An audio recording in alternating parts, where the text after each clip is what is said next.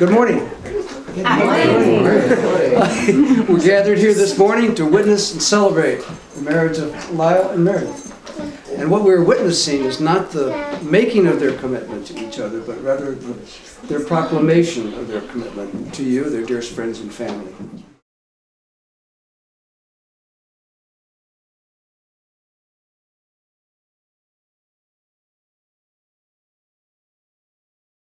Mom called me to ask me whether or not I'd spoken to Meredith, and I could tell by the tone of her voice that something important was going on, and I couldn't tell whether it was good or whether it was bad, but she told me that I needed to call my sister. So I called, and Meredith didn't answer the phone. So then I thought, oh shit, where is she? What's going on? Is she in the emergency room? But I figured maybe if it was something bad, Mom probably would have told me, so I kind of tried to talk myself off of that cliff a little bit. But I called Mom back and I said, what's going on? She's not answering the phone, and Mom said, well, Meredith and Lyle got engaged. Hi. You're on.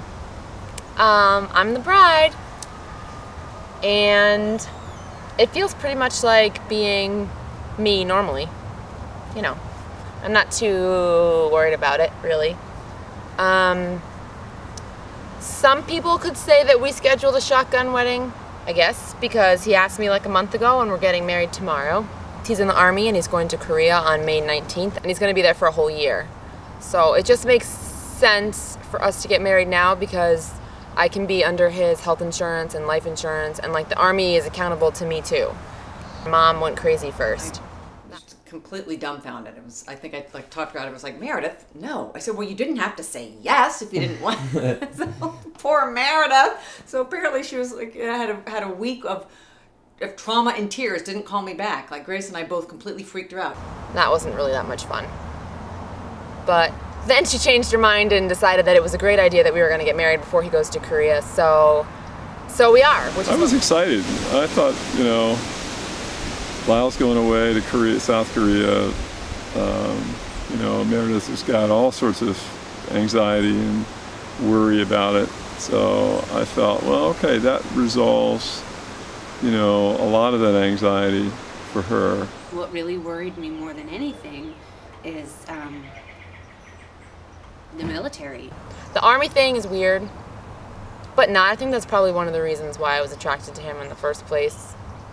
I mean, he believes in something much greater than himself. He went to West Point, and so after they graduate, they owe, because they go to college for free, they get a really good education. So after they graduate, they get they owe 5 years of service. So he's in the Army for 5 years. He graduated last year.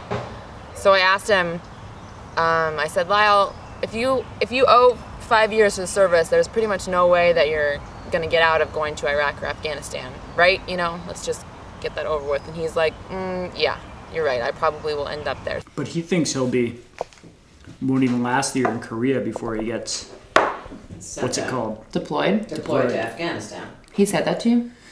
No, he didn't say anything like that. Good.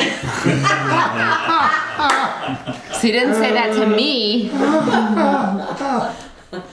To know that, to like take it on, and I mean, I haven't fully grasped it, I don't know what it's gonna be like, but to know that it's coming is better than pretending that he's not in the Army, you know? I want him to be the father of my kids, and I hope he comes home and like is with me for the rest of my life, but I don't know what's gonna, you know, I can't like predict what's gonna happen, so people do it every day.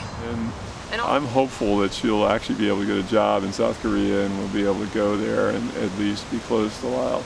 The worst scenario would be she can't be close to Lyle while he's there. He's restricted to base most of the time and she's on her own. I think that would be very difficult for her, and whether or not it would be easier to be there or here where she has friends and family is a, you know, concern I'd have. It is not easy to be an Army wife, and I know what it's like. You know, get the house ready, hang up the pictures, 4 years, and again we move again. There's a stereotype about Army wives, and you know, they like to stay home and they run the show and they have a very tight schedule, and I don't think I'm like that. And I also don't really want to be a slave to like army ways and stuff. I have a master's degree in the art world, sort of, and that's what I really love and I'm interested in doing. So I plan to pursue my own career. She's not going. Not at first, no. I mean, she has to finish her school in New York. She can't do what she needs as far as research and studying. What's she studying? She's at FIT doing art marketing. Cool. So she's got to write her thesis. Can't get the information she could in Korea. Well, they both are educated people. They know what it is to keep themselves occupied, busy, and they'll just have to communicate until they can get together. It'll work. It'll work. I mean, it happens to others too. I have basically good feelings about Lyle and Meredith's relationship. I think from what I've seen, it's a solid relationship. It's I think there's a lot of care and love there. I think they've meant a lot to each other in the years they've known each other, and I think I feel good about the potential for the relationship to last and be a really rewarding one. So I don't have any misgivings or real anxiety about it. I just think that the day-to-day circumstances are going to be tough, and they're gonna have to deal with some major issues, separation issues, and difficulty kind of spending time together because of the military and because of a foreign country. Are you ready to exchange formal vows? Yeah. Yes. Meredith, do you take Lyle to be your lawful wedded husband? Do you promise to love him and comfort him, honor and keep him in sickness and in health, in prosperity and in adversity, and forsaking all others, be faithful to him so long as you shall live? Oh yeah. I do. And Lyle, do you take Meredith to be your lawful wedded wife? Do you promise to love her and comfort her, honor and keep her in sickness and in health, in prosperity and in adversity, and forsaking all others, be faithful to her so long as you shall live? Yes, I do. No rings, right? No. Well, Lyle and Meredith, you've declared your intention to be married in the presence of your friends and family. And with your solemn vows of love and trust and fidelity, you've consecrated your lives and your hearts as one. May you fulfill the promise and the promises of this day, and may your life together be blessed with joy. And now, with the authority vested in me as Justice of the Peace, I declare you are husband and wife. Kiss the bride.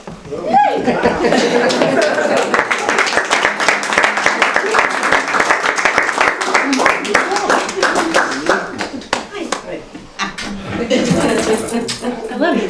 Me too. Were you nervous? About getting married? Yeah. No.